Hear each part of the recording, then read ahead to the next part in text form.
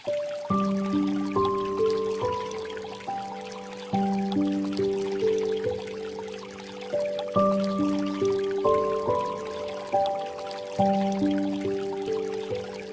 हैं जो संज्ञा और सर्वनाम की विशेषता बताता हो, इसीलिए तो इसका नाम क्या पड़ा है, विशेषण।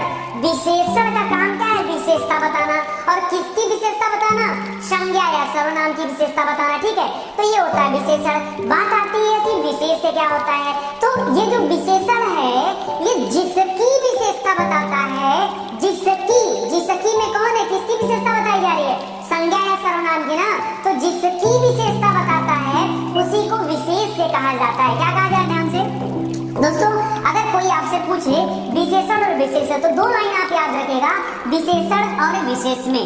दोस्तों विशेषण मैंने कहा कि संज्ञा और सर्वनाम शब्दों की विशेषता। ये विशेषता क्या होती है, विशेषता में हो सकता है गुण की बात की जाए, हो सकता है दोष की बात की जाए, हो सकता है किसी संख्या की बात की जाए, हो सकता है परिमाण वगैरह की बात की जाए। ठीक है, परिमाण हो जाएगा। ठीक है, तो ये हो गया आपका विशेषण। और अगर आपसे मैं पूछूं विशेष क्या है, कहना जिस संज्ञा या सर्वनाम शब्द की विशेषता बताई जाती है वो क्या कहलाता है, वो विशेष से कहलाता है। इसका मतलब है दोस्तों कि विशेषण क्या है, एक तरह का विकारी शब्द है जो हर हालत में संज्ञा और सर्वनाम की विशेषता बताने में लगा रहता है। वहीं इस टॉपिक में कंफ्यूज मत होना, ये सीधे संज्ञा या सर्वनाम ही क्या कहलाता है, विशेषण कहलाता है। ठीक है, इधर विशेषता बताना विशेषण कहलाता है और इधर संज्ञा या सर्वनाम ही क्या है, विशेष से कहलाता है। ठीक है, तो इस विशेषण के कितने प्रकार होते हैं, 4 प्रकार होते हैं। विशेषण के कितने प्रकार, 4 प्रकार होते हैं। इन चारों के बारे में आप याद रखिएगा, विशेषण के भेद। पहला है गुणवाचक विशेषण। थोड़ा सा एक लाइन बोलता हूँ, अभी आगे चल के और भी डिस्क्राइब करके बताऊंगा। दोस्तों कह रहा है गुणवाचक विशेषण। गुणवाचक विशेषण, विशेषण क्या है, जो संज्ञा सर्वनाम की विशेषता बताए। और गुणवाचक विशेषण क्या है, जो संज्ञा सर्वनाम के गुणों के बारे में बताए। किसके बारे में बताए, जो गुण के बारे में बताए। किसके बारे में, जो किसी संज्ञा या सर्वनाम के गुणों के बारे में बताए, वो क्या कहलाता है, वो गुणवाचक विशेषण कहलाता है। जो संज्ञा सर्वनाम के परिमाण के बारे में बताए। परिमाण मतलब क्या होता है, क्वांटिटी। क्या होता है, क्वांटिटी मतलब हिंदी में क्या बोलते हैं, मात्रा। जो किसी मात्रा के बारे में बताए, मापतौल के बारे में बताए, मापतौल के बारे में बताए, वो क्या है, वो परिमाणवाचक है। और जो संख्या के बारे में बताए, संज्ञा या सर्वनाम से संबंधित संख्यावाची शब्दों का बोध हो, वहाँ पर संख्यावाचक विशेषण। और जो सर्वनाम के जो संज्ञा सर्वनाम के सार्वनामिक गुण के बारे में बताए, वहाँ पर सार्वनामिक विशेषण होता है। ये थोड़ा सा आपको टिपिकल लगेगा, इसको अलग से पढ़ना है। ठीक है, तो आपको बिल्कुल घबराना नहीं, एक एक को मैं डिस्क्राइब करके अच्छे से पढ़ाऊंगा। अगर मैं बात करूं दोस्तों प्रकार के बारे में, किसके, इस गुणवाचक के प्रकार के बारे में, इसका कोई प्रकार नहीं होता है।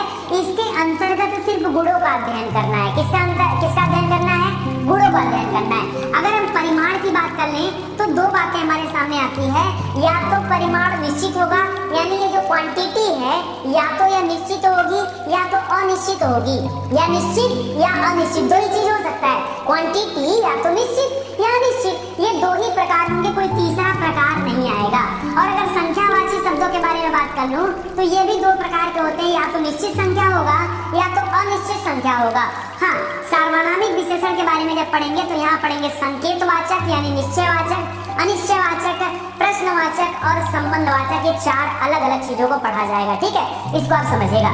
एक चीज और दोस्तों यहाँ पे याद रखना है, जो हम संख्यावाची पढ़ते हैं ना, संख्यावाची में जो निश्चित वाला यहाँ पर विशेषण के प्रकार हैं, इसमें कई टाइप आ जाते हैं आपके सामने, जैसे गणनावाचक या संख्याबोधक, क्रमवाचक, आवृत्तिवाचक, समुदायवाचक, समुच्चयवाचक, प्रत्येक बोधक, इस तरह से बहुत आ जाते हैं। विशेषण क्या होता है दोस्तों, एक लाइन में मैंने पहले ही आपको बता दिया कि गुणवाचक विशेषण में किसी संज्ञा या सर्वनाम के गुणों के बारे में बताया जाएगा, उनकी विशेषता के बारे में पता चलेगा। तो गुणों की विशेषता का पता चलता है, वो क्या कहलाता है, गुणवाचक विशेषण कहलाता है। अगर हम यहाँ पे गुण की बात करें तो हो सकता है अवस्था का पता चले, यानी किसी अवस्था का पता चले, संज्ञा सर्वनाम की अवस्था के बारे में पता चले, स्वभाव के बारे में पता चले, आकार के बारे में पता चले, रंग के बारे में पता चले, या फिर व्यक्ति के रूप के बारे में पता चले। यही तो गुण होता है। नहीं समझ में आ रहा ना, एग्जाम्पल मिलेगा तब आप समझोगे। दोस्तों संज्ञा सर्वनाम क्या है, हम संज्ञा आप संज्ञा। चलो हम अपनी एग्जाम्पल ले लेते हैं। आज हम अपना उदाहरण ले लेते हैं, ठीक है। अगर हम बातें तो यहाँ बोल सकते हैं व्यक्ति का रूप, आप बोल सकते हैं नितिन सर ईमानदार है, तो यहाँ पर क्या है, ये व्यक्ति का रूप। अगर रूप रंग की बात कर रहे हैं, सांवले हैं, काले हैं, गोरे हैं, ये रूप रंग हो सकता है, ठीक है। अच्छे हैं, बुरे हैं, ईमानदार हैं, बेईमान हैं, ये क्या है, ये उनके गुण दोष के बारे में हो सकता है। बोलो यही तो होगा ना। और यही तो होता है क्या, गुणवाचक विशेषण। ये विशेषण के अंतर्गत आता है, लेकिन कैसा विशेषण है, ये गुणवाचक विशेषण है। अवस्था के बारे में बता सकता है, हमारे स्वभाव के बारे में, मृदु स्वभाव के हैं, कठोर स्वभाव के हैं, है कि नहीं, मधुर स्वभाव के हैं, ठीक है। इस तरह का चीज हो सकता है। आकार प्रकार, लंबे हैं, मोटे हैं, तगड़े हैं, ठीक है, दुबले हैं, पतले हैं, ये आकार हो सकता है। तो गुण कैसा भी हो सकता है। एक एग्जाम्पल लेता हूँ, एक नहीं बहुत सारे एग्जाम्पल लेते हैं, और तब आपको और ज्यादा डिटेल से मैं बताता हूँ कि गुणवाचक विशेषण क्या होता है। दोस्तों कह रहा है गुणबोधक चीजों का इस्तेमाल हो सकता है, दोष बोधक हो सकता है, रंग बोधक हो सकता है, स्थान बोधक हो सकता है, आयु बोधक हो सकता है, गंध बोधक हो सकता है, सब गुण होते हैं, ठीक है।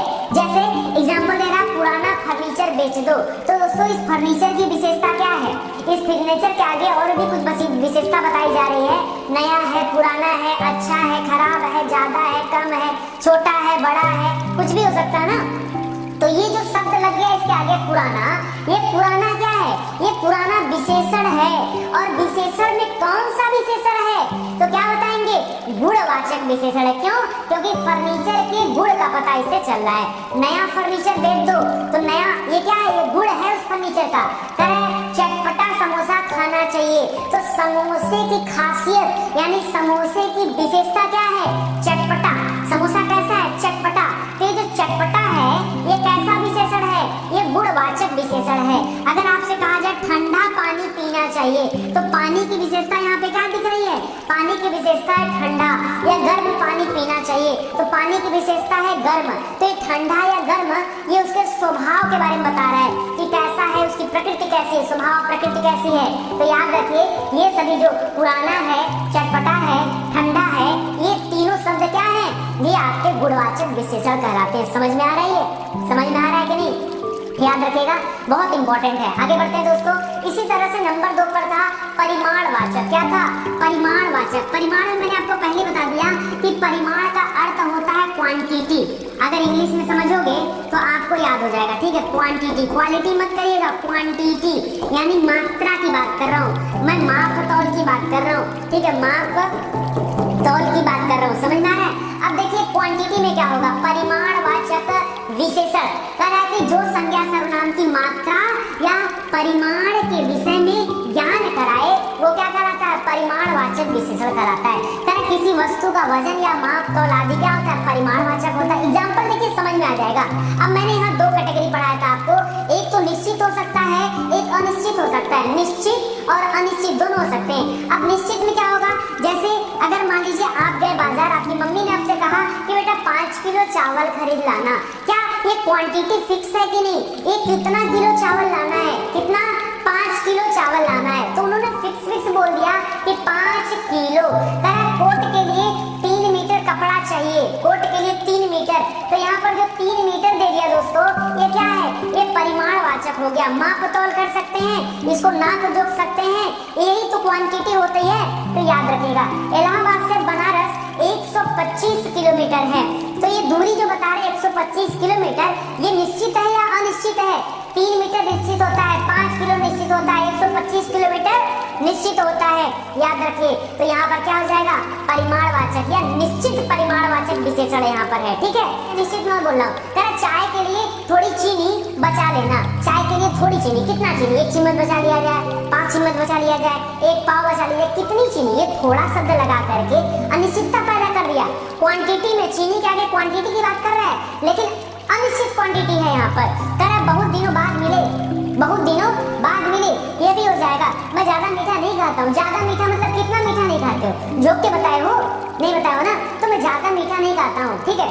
मैं हल्की चाय पीता हूँ, हल्के शक्कर की चाय। हल्का शक्कर किसको बोला जाता है बताइए, कोई डेफिनेशन है उसका, हल्का, ज्यादा, थोड़ा, बहुत, इसका डेफिनेशन है कोई डेफिनेशन नहीं, ये गेस पे डिपेंड करता है। इसीलिए तो इसको निश्चित कहा गया। खाने में नमक थोड़ा कम है, कितना कम है, 10 ग्राम, 20 ग्राम, 50 ग्राम, 100 ग्राम, कितना कम है, ये गेस पे होता है, आपके टेस्ट पे होता है। हाँ, या खाने में नमक क्वांटिटी नहीं है इसका, ये अनिश्चित है, ये अनिश्चित परिमाणवाचक है। समझ में आ रहा है? बस चलो आगे बताता हूँ आपको। दोस्तों अगला बोलना है संख्यावाचक। तोड़ दो नहीं इसको यार, संधि विच्छेद पढ़ाया हूँ आपको, इसीलिए पढ़ाया हूँ। तोड़ दो इसको। संज्ञाधनवाचक, जहाँ पर संख्यावाची शब्दों का बोध हो, संख्या दिया हो। अब आपको कैसे संख्या तो 5 किलो में भी दिया था, संख्या तो 2 किलो में भी दिया था ना। संख्या तो बनारस से इलाहाबाद से बनारस 125 किलोमीटर है, संख्या तो वहां भी दिया है। यानी संख्या जो है ये परिमाण निश्चित परिमाणवाचक में भी तो आता है, लेकिन हम यहाँ कैसे दें? नहीं, आपको थोड़ा सा गेस करना है। निश्चित परिमाणवाचक में 125 के साथ साथ किलोमीटर लिखा था, ठीक है। ये दूरी किसी भी तरह का मापतौल हो सकता है, क्वांटिटी हो सकती है, ठीक है। तो याद रखिए दूरी जो है एक निश्चितता का बोध करा रही है, लेकिन यहाँ पर संख्यावाची, सिर्फ संख्यावाची शब्दों का बोध होगा, किसी क्वांटिटी का बोध आपको नहीं होगा। यही अंतर होता है, जबकि यहाँ भी निश्चित अनिश्चित होते हैं। सुनिएगा ध्यान से। कह रहा है 4 घोड़े, तौल के लोगे क्या 4 घोड़े? तौल के दूं 4 घोड़े? नहीं, 4 घोड़े हैं। घोड़े के आगे 4 लगा दिए, समझ में आ गया। हम 2 भाई, ठीक है, हम 2 भाई, हमारे 2 भाई हैं, तो 2 भाई, उसके आगे जोखना तौलना ये सब नहीं करना है। आप मार्केट से कपड़ा लेने नहीं जा रहे हो कि नाप को आप कर देगा, हाँ कितना चाहिए, 3 मीटर चाहिए, लो 3 मीटर लेता हूँ, नाप के नहीं देगा। आपको सिंपली समझना है 4 घोड़े, मैं बात बोलूं 30 दिन, महीने में 30 दिन होते हैं, तो 30 दिन को जोखना थोड़े, 30 दिन, ठीक है। कुछ लोग, अब यहाँ गड़बड़ कर दिया, कुछ लोग, कितने लोग, कुछ माने कितने बताओ, 5 मान लो, 10 मान लो, 2 मान लो, 20 मान लो, 50 मान लो, कुछ लोग आए थे, कितने लोग आए थे बताओ। यानी अनिश्चितता का बोध हो रहा है यहाँ पर। और जब यहाँ पर निश्चितता का बोध हो, जैसे थोड़ी चीनी ज्यादा है, चाय में शक्कर ज्यादा है, तो वहाँ पर क्वांटिटी की बात आ जाती है। लेकिन कुछ लोग आए थे, यहाँ क्वांटिटी की बात नहीं आती है। क्वांटिटी माप तौल को बोलते हैं, दूरी को बोलते हैं, इस तरह की चीजों को क्वांटिटी में लाया जाता है। यहाँ संख्यावाची है और अनिश्चित संख्यावाची विशेषण है, ठीक है, याद रखिएगा। सब लड़के पिक्चर देखने गए हैं, सब लड़के मतलब कि नहीं, या सब लड़के घूमने गए हैं, तो सब लड़के या सभी लड़के बाहर घूमने गए हैं, टूर पर गए हैं, तो सभी लड़के मतलब कितने, आप बताओ कितने। यानी अनिश्चित संख्यावाची विशेषण है, यहाँ पर छिपा है। आप निकालिए, आप प्रश्न से बातचीत करिए। 1 2 3, प्रथम द्वितीय तृतीय, दुगुना तिगुना चौगुना, अनेक, कई, कुछ, चौथा, पांचवा, आठवां, ये सब क्या है? ये सब संख्यावाची है, सब संख्यावाची है। सुनिए ध्यान से। कारण निश्चित संख्यावाची, निश्चित में क्या हो जाएगा? सब कुछ, जैसे 4 कलम, मैंने बाजार से 4 कलम लाया, मैं बाजार से 4 कलम लाया, तो 4 कलम लाया, तो 4 कलम कितना है? 4 है, क्वांटिटी नहीं है उसकी, ठीक है। याद रखिए। 2 लोग, पहला प्यार अटूट होता है, तो पहला प्यार यहाँ पर क्या है? ये बता दे रहा आपको, संख्यावाची। 30 साल, मुझे बड़ा आदमी बनने में 30 साल लग गए, ठीक है, या मुझे विवाह करने में 30 साल लग गए हैं, ऐसा लग जा रहा है। 5 लड़के, समझ में आ रहा है, 5 पांडव, तो यहाँ पर संख्यावाची विशेषण है और निश्चित संख्यावाची है। अनिश्चित में भी बहुत सारे होते हैं, लेकिन इसके प्रकार पहले हम लोग पढ़ लेते हैं। बहुत सारा प्रकार होता है संख्यावाची में, बहुत सारा प्रकार होता है। अब देखिए, एक बोल दिया पूर्ण संख्या बोधक। अरे कुछ मत करो, क्या लिखा है? पूर्ण संख्या बोधक, जहाँ पर संख्या की पूर्णता का पता चले, पूर्ण हो अपूर्ण हो। अगर मैं आपसे पूछूं कि दोस्तों 1 लिखा है, बोलो क्या है? पूर्ण है क्या? पूर्ण है, कहोगे पूर्ण है। मैंने 5 लिखा, आप कहोगे पूर्ण है। मैंने लिख दिया 7.5, बताओ क्या है? अपूर्ण है। यही तो अपूर्ण होता है। मैंने लिख दिया आधा, क्या लिख दिया? आधा, कहोगे अपूर्ण है। मैंने आपसे कहा 1.25 किलो, ठीक है, तो यहाँ पर क्या अपूर्ण हो गया? अब देखो क्वांटिटी आ गई, लेकिन अपूर्ण है, ठीक है, याद रखिएगा। तो इस तरह से चीजों को देखो। पूर्ण संख्या बोधक, जिन शब्दों से संख्या की पूर्ण विशेषता का पता चले, जैसे एक लड़का स्कूल जा रहा है, तो एक लड़का है, पूर्णता है। 4 आम लाओ, 25 रुपया दो, 25 रुपया दो, तो यहाँ पर क्या हो गया? पूर्ण संख्या का बोध हो रहा है। इसी तरह से एक अपूर्ण संख्या बोधक होता है, वहाँ पूर्णता का पता नहीं चलता। जैसे आधा किलो आलू देना, पूर्णता है क्या? नहीं है ना। आधा किलो आलू देना, 3 पाव लहसुन लाना, ठीक है, आधा चम्मच नमक डालना, 1.25 किलो लड्डू मंदिर में चढ़ा देना, तो यहाँ पे अपूर्ण संख्या वाची है, ठीक है। आगे देखिए क्रमवाचक, ये जब परीक्षा में आता है तो बड़ा परेशान करता है। क्रमवाचक दोस्तों, क्रम किसे कहते हैं? पहला, दूसरा, तीसरा, चौथा। आपको कहा जाए क्रम बनाओ, क्रम से खड़े हो जाओ और गिनो, तो क्या बोलोगे? पहला, दूसरा, तीसरा, चौथा, पांचवा, या प्रथम, द्वितीय, तृतीय, चतुर्थ, पंचम, या 1 2 3 4 5, यही तो क्रम है। कई तरीके से पढ़ सकता है। कोई बच्चा हो सकता है ऐसे पढ़े, हाँ कितने लोग खड़े हैं? 1 2 3 4 5 6 7 8 9 10। कोई ऐसे पढ़ सकता है, पहला नंबर तुम्हारा, पहला, दूसरा, चौथा, पांचवा, ऐसे पढ़ो, प्रथम, द्वितीय, तृतीय, चतुर्थ, पंचम, first, second, third, fourth, fifth, कुछ भी हो सकता है। ये होता है क्रमवाचक, क्रम का पता चल रहा है, क्रम का पता चल रहा है। इसी तरह से कंफ्यूजन और आवृत्तिवाचक, आवृत्तिवाचक दोस्तों बड़ा कंफ्यूजन होता है लोगों को। क्रमवाचक आवृत्तिवाचक में बड़ा कंफ्यूजन होता है। क्रमवाचक क्रम के बारे में बताता है, पहला, दूसरा, तीसरा, चौथा, पांचवा, एक क्रम है। और आवृत्ति जो होता है दोस्तों, आवृत्ति में एक तो कंपैरिजन होगा, और कंपैरिजन छोड़िए, यहाँ संख्या की आवृत्ति का पता चलेगा। किसी से कंपेयर करेंगे तब आता निकल कर, जैसे मोहन तुमसे चौगुना काम करता है, तो चौगुना में बात बताओ, आप मोहन से चौगुना काम करते हैं। अगर मोहन एक करता है, एक काम करता है, तो आप 4 काम करोगे। अगर मोहन 2 काम करता है तो आप 8 काम करोगे। अगर मोहन 10 काम करता है तो आप 40 काम करोगे। ठीक है, तो बताओ क्या आप यहाँ पे बता पा रहे हो कि चौगुना का मतलब क्या है? चौगुना मतलब कितना? चौगुना मतलब कितना? आप बता दो, कितना मान लूं मैं? 2 मान लूं मैं, 8 मान लूं मैं, 10 मान लूं, कितना मान लूं? आप बताओ, जो कहोगे मान लूंगा। नहीं बता पाओगे, क्यों? क्योंकि ये डिपेंड करता है मोहन के ऊपर कि मोहन जो है तुमसे चौगुना काम करता है। तो ये मोहन और तुम्हारे बीच की बात है, तुम जितना करोगे मोहन कितना करेगा, मोहन जितना करेगा तुम कितना करोगे, ये अलग अलग हो जाएगा। ठीक है, तो यहाँ पे मामला है गोपाल तुमसे दुगुना मोटा है। अब गोपाल कितना मोटा है ये तो बाद में पता चलेगा, पहले तुम कितना मोटा है बताओ। तो गोपाल तुमसे दुगुना मोटा, जितना तुम होगे तुम्हारे दुगुना गोपाल होगा। अब तुम पता नहीं कि तुम 50 किलो को तो 100 किलो का होगा, तुम 150 किलो को तो 300 किलो का हो जाएगा, तो फिक्स नहीं है ना। तो ये जो मैं 4 गुना, 2 गुना या 3 गुना इस तरह की चीजों का इस्तेमाल करता हूँ, ये क्या है? लोग इस तरह का चीज आएगा तब आवृत्तिवाचक होता है। कोई कंफ्यूजन नहीं होना चाहिए, डिटेल में पढ़ा रहा हूँ नहीं होना चाहिए। समुदायवाचक, नाम से पता चला समुदाय, ग्रुपिंग की बात कर रहा है। किसी बात कर रहा है? ग्रुपिंग की बात कर रहा है। समुदायवाचक, जैसे अगर मैं बोलूं 1 दर्जन केला देना, तो अब 1 दर्जन में 12 केले होते हैं और उनका एक समूह होता है, तो ये तो समुदाय है, यही तो समुदाय है। 1 दर्जन केला देना, तो यहाँ पर 1 दर्जन क्या है? समुदायवाचक विशेषण है। ठीक है, अपनी बत्तीसी मत दिखाओ, अपनी बत्तीसी मत दिखाओ। बत्तीसी मतलब दांत कितने होते हैं? 32 होते हैं। ठीक है, तो अपनी बत्तीसी मत दिखाओ, ये समुदायवाचक हो गया, उनका एक समूह हो गया। अकबर के दरबार में 9 रत्न रहते थे, तो उनके दरबार में जो 9 रत्न है उनका एक समूह है, 9 लोगों का, 9 रत्नों का समूह है। चारों घर एक जैसे दिख रहे हैं, शहर में चले जाओ, अरे चारों घर एक जैसे दिख रहे हैं, चारों घर या सभी बिल्डिंग एक जैसी दिख रही है, तो सभी अलग हो जाएगा। चारों आपको क्वांटिटी बताना है, ठीक है, कितनी है। आगे वाला 5 भाइयों में बहुत प्यार है, ठीक है, तो याद रखिए यहाँ पर क्या हो जाएगा? यहाँ पर समुदायवाचक हो जाएगा।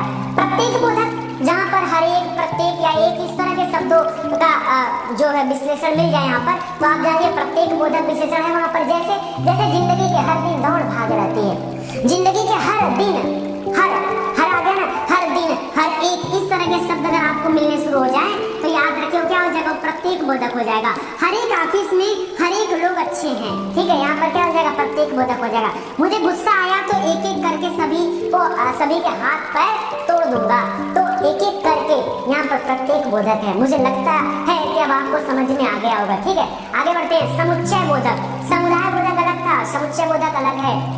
समुच्चय पूरा एक प्रॉपर सेट होता है, जैसे सभी के पास एक जोड़ी कान है, सभी के पास एक जोड़ी कान है, ठीक है, या 21वीं शताब्दी बहुत ही हाईटेक है, 100 वर्षों का समूह एक शताब्दी कहा जाता है, जिसको समुच्चय आप बोल सकते हैं। समुदाय अलग होता है, समुच्चय अलग होता है। समुच्चय पर यूनिवर्सल ट्रुथ होते हैं, समुच्चय समुदाय में थोड़ा सा अंतर होता है। समथिंग निश्चित और निश्चित, अनिश्चित में क्या होगा? निश्चित हो जाएंगे। जैसे कुछ बच्चे पार्क में खेल रहे हैं, अब बच्चों को जोक तो सकते नहीं कि अनिश्चित परिमाणवाचक में डाल दो, अब मजबूरी आपकी कहाँ डालना? निश्चित संख्यावाचक में। कुछ बच्चे पार्क में खेल रहे हैं, कितने बच्चे अभी डिसाइड नहीं है, गिना नहीं गया उनको, तो कुछ बच्चे पार्क में खेल रहे हैं, थोड़ा खाना लाओ, थोड़ा सा खाना लाओ, या कुछ देर बाद हम चले गए, ठीक है, तो ये सार्वनामिक विशेषण क्या है?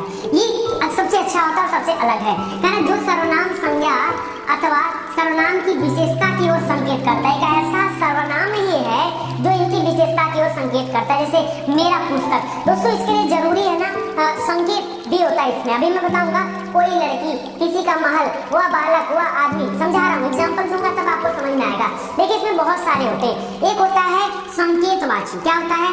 संकेतवाचक। अब संकेत में जाहिर सी बात कि संकेत होगा, कह रहा जब, यह, वह, छोड़िए सब, इधर देखिए। संकेतवाची में भी निश्चय सार्वनामिक विशेषण, कह रहा उस कुर्सी को यहाँ लाओ। आप बताओ, ये संकेतवाची जो विशेषण होते हैं इसमें बिना इशारे के बात नहीं कर सकते, बिना इशारे के। आप जेब में हाथ डाल के बोलो उस कुर्सी को इधर लाओ, तो कौन से कुर्सी की बात कर रहे हैं? हाँ, उस कुर्सी को दिखाना पड़ेगा, उस कुर्सी को इधर लाओ, उस बेंच को इधर लाओ, उस बेंच को ना बोलना पड़ेगा आपको। ऐसे बच्चा इधर उस कुर्सी को इधर लाओ, तो कौन सी बोलेगा कुर्सी वहाँ कहाँ से आ गया? हाँ, होगा ना? तो याद रखिए, इशारा करना पड़ेगा। क्या है तुम्हारी कलम है? दिखाना पड़ेगा। अब जेब में रख के बोलो क्या है तुम्हारी कलम है? क्या तुम्हारी कलम है? ऐसे नहीं बोलना पड़ेगा, क्या तुम्हारी कलम है? क्या ये तुम्हारी कलम है? बोलना पड़ेगा, दिखाना पड़ेगा, इशारा करना पड़ेगा। और इसी इशारे की जो बात हो रही है संकेतवाची विशेषण, ठीक है? क्या यार तुम्हारी कलम है? आगे बोल रहा है उस पेन को यहाँ रख दो, पेन मत ले जाओ, उस पेन को यहाँ रख दो। तो बता रहा है उस पेन की बात कर रहा है, बिना इशारे के नहीं होगा। आप ट्राई करके देख लो, जितने क्वेश्चन आएंगे इशारे पे काम होगा, इशारे पे। अब बहुत सारी इशारा भी नहीं आता। चलो आगे देखते हैं। अनिश्चयवाचक, इससे अनिश्चितता का बोध होता है। किसका बोध होता है? अनिश्चितता का बोध होता है। जैसे कोई लड़की बाहर खड़ी, कोई लड़की बाहर खड़ी है, कौन खड़ी नहीं पता, बुलाते हैं, देखते हैं क्या समस्या, पता चलेगा कौन लड़की खड़ी। कोई लड़की बाहर खड़ी है, कोई कवि आया है, कोई व्यक्ति आया है, आपका कोई मित्र आया है, नहीं पता कौन मित्र है, ठीक है? आगे बोला कुछ मित्र मेरे घर आने वाले हैं, कुछ मित्र आने वाले, पता नहीं कितने में, मतलब कितने की बात अलग है, कितने बोल देता तो यहाँ पे अलग सेंस हो जाता, लेकिन कुछ मित्र आने वाले, वहाँ पर गेस नहीं पा रहा है कि कुछ मतलब कौन कौन आएगा, ठीक है? तो याद रखे अनिश्चय संकेतवाची हो जाएगा। प्रश्नवाचक क्या होता है? जहाँ प्रश्नवाचकता का बोध आ जाए, जैसे तुम क्या चाहती हो, लोग बताओ जब झगड़ा होता है तुम क्या चाहती हो, बताओ क्या क्या कर दो, क्या चाहती हो, तो ये हो जाएगा क्या चाहती हो, बताओ। तो ये क्या हो जाएगा? यहाँ पर प्रश्नवाचकता का बोध हो रहा है। कौन जा रहा है? कौन जा रहा है? कौन जा रहा है? यहाँ भी प्रश्नवाचकता है। किस आदमी से बात कर रहे हो? तुम्हें क्या मिला? इतना दिन काम करके तुम्हें क्या मिला? तो ये क्या हो जाएगा?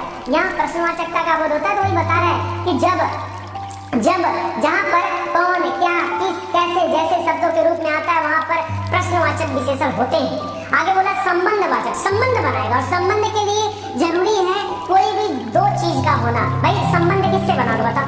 अकेले संबंध किससे बनाओगे? कहीं अगर आपको संबंध बनाना है कम से कम दो बात होनी चाहिए वहाँ पर। जहाँ पर मेरा, हमारा, तेरा, तुम्हारा, इसका, उसका, जिसका, उनका, इसका, उसका, जिसका, उनका, इस तरह के शब्द आ जाए, वहाँ पर क्या होता है? वहाँ पर संबंधवाचक होता है। जैसे तुम्हारा सूट मिल गया है, तुम्हारा सूट मिल गया है, तो अब आप उसे बता रहे हो तुम्हारा सूट मिल गया है। मेरा भाई घर पहुँच गया है, मेरा नाम राधा है, ठीक है?